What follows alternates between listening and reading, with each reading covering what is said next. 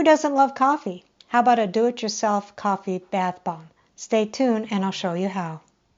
Hi, I'm Sherry, and this is Buddy, top dog of Lucky Dog Creations. Hello friends, today we're going to be making another DIY bath bombs. And today we're going to be making coffee bath bombs. So what do we need for our coffee bath bombs? We need 1 cup baking soda, 1/2 cup citric acid, 1/2 cup Epsom salt, and 1/2 cornstarch. Now the recipe actually calls for 1/4 Epsom salt, but I'm going to be using 1/2. And you'll need 2 to 3 tablespoons of fresh ground coffee, 1 tablespoon of oil, I'm using almond oil, 1 tablespoon of water, and 3 to 4 coffee beans for decoration. So let's get started, shall we? So the first thing that you want to do is dump all the dry ingredients into a bowl and whisk it until there's no clumps. Then the recipe calls for you to divide it into 2 separate bowls.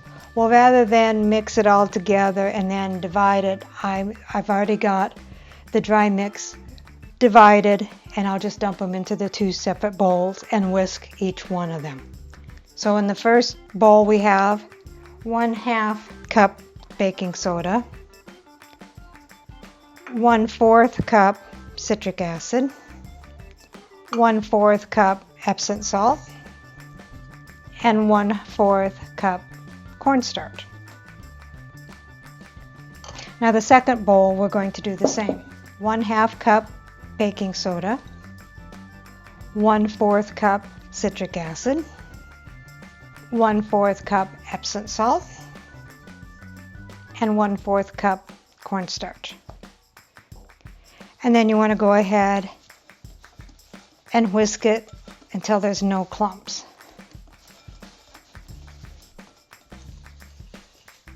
And we whisk the second bowl until there's no clumps in that one as well. To me, this just seems easier than trying to divide it equally into 2 separate bowls. To one of the bowls of dry mix, you want to add 2 to 3 tablespoons of freshly ground coffee. I'm going to go ahead and just add 2 tablespoons, and if I think it needs more, I'll add the third one.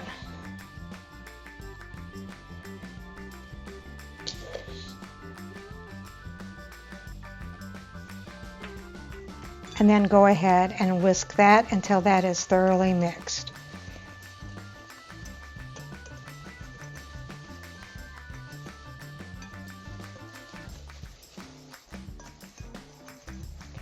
And they suggest using a dark roast so it's more colorful. This is kind of a gray looking one.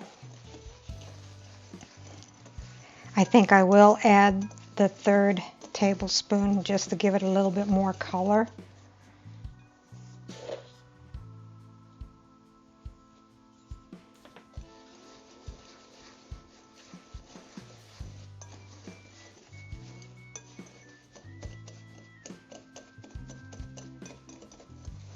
Once we add the liquid, it should be a little bit more colorful, hopefully.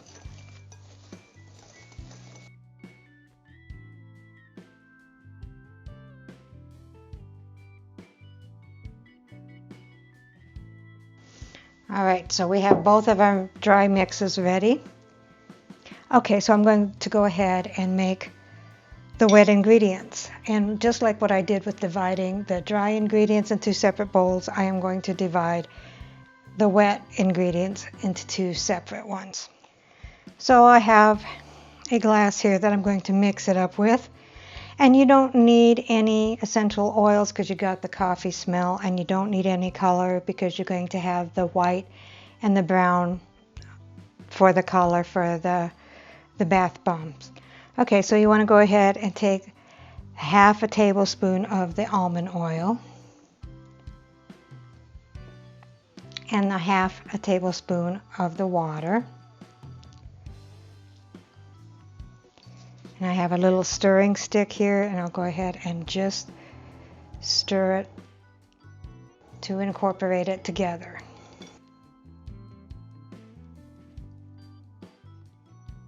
Now the citric acid and the baking soda are what causes the bath bombs to fizz, and when they meet the liquid, they will start to fizz. You don't want it to fizz in the bowl because you want to save the fizzy action for the water. So you need to be very, very careful when adding the liquid to the dry mix. And you want to make sure that the mix is the consistency of damp sand, where you can hold it and it retains its shape, but it can also break apart.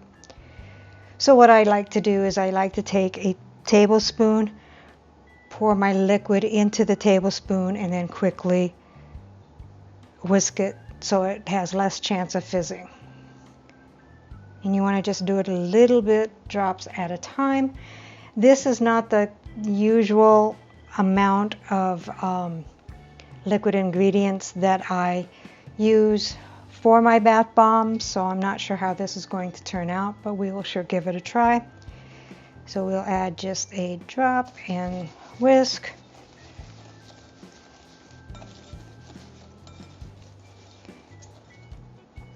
And a drop and whisk.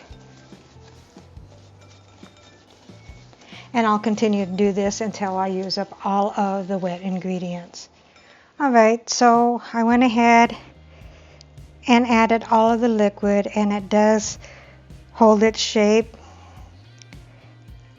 And if you think it needs a little bit more, just do the same thing with just the water and add a little bit at a time. You don't want to get too wet. So you want to just add a little bit of water and add a drop at a time until it gets to the consistency that you want.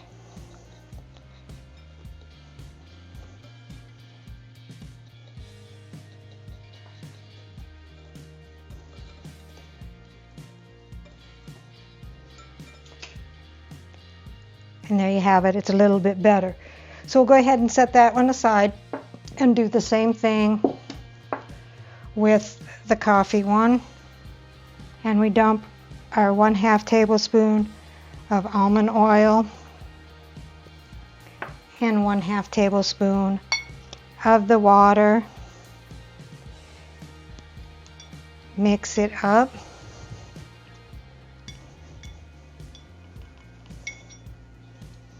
And pour it in our tablespoon and do it one drop at a time. A drop, then whisk, a drop, then whisk.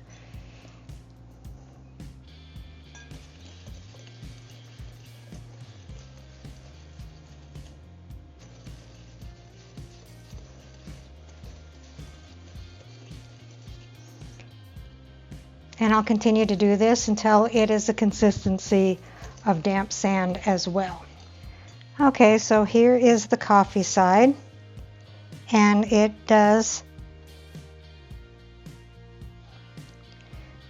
feel like damp sand, and it holds its shape. I may add just a little bit more water just to add so it sticks together just a little bit better, but I won't need to add much because it kind of fell apart when I squished it together. And if you get it too wet, they won't mold at all. So I am kind of worried about that because, like I said, this is a different wet ingredient amounts than I am used to. So we will see how it works. Still, it's getting close. Getting close.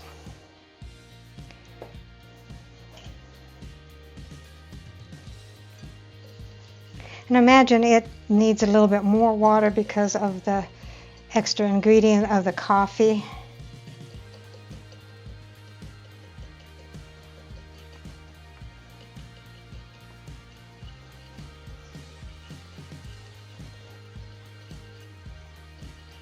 Okay. Much better. So the next thing we're going to do is we're going to take our coffee beans.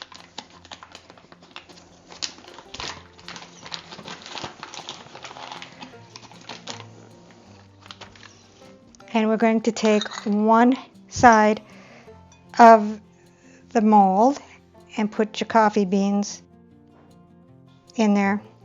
I'm going to do 3, and hopefully it turns out. And then take the white mix and put it in there and press it down tightly. And you want to overpack this one a little bit.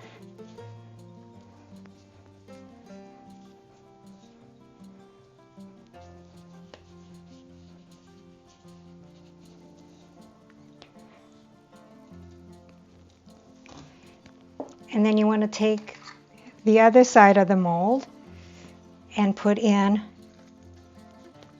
the coffee one and pack it down tightly. And they say to let these dry for about 2 hours in the molds. And what I generally do, and I'm going to try my way first, is I'm going to go ahead and put them together and squish them.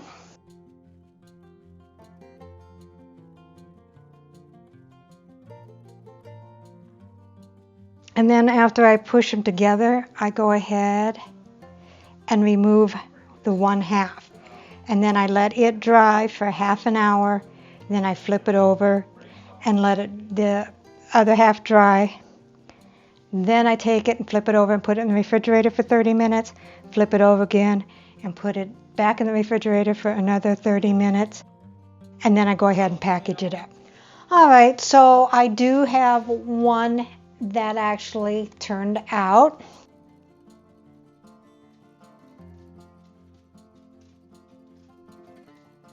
And I think the reason for that is, like I said, with the liquid ingredients, you have to adjust that to your altitude and your humidity, and it was different than what I usually use. Plus the fact with the added coffee, that could have thrown off the whole thing with where I live in high altitude and low humidity.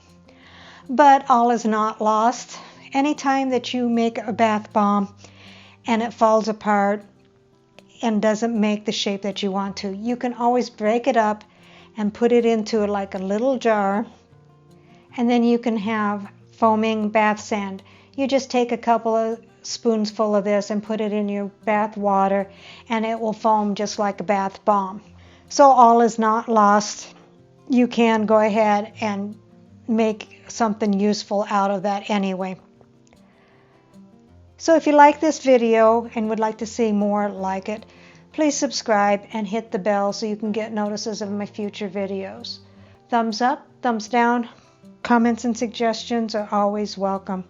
Thank you, and I'll see you next time.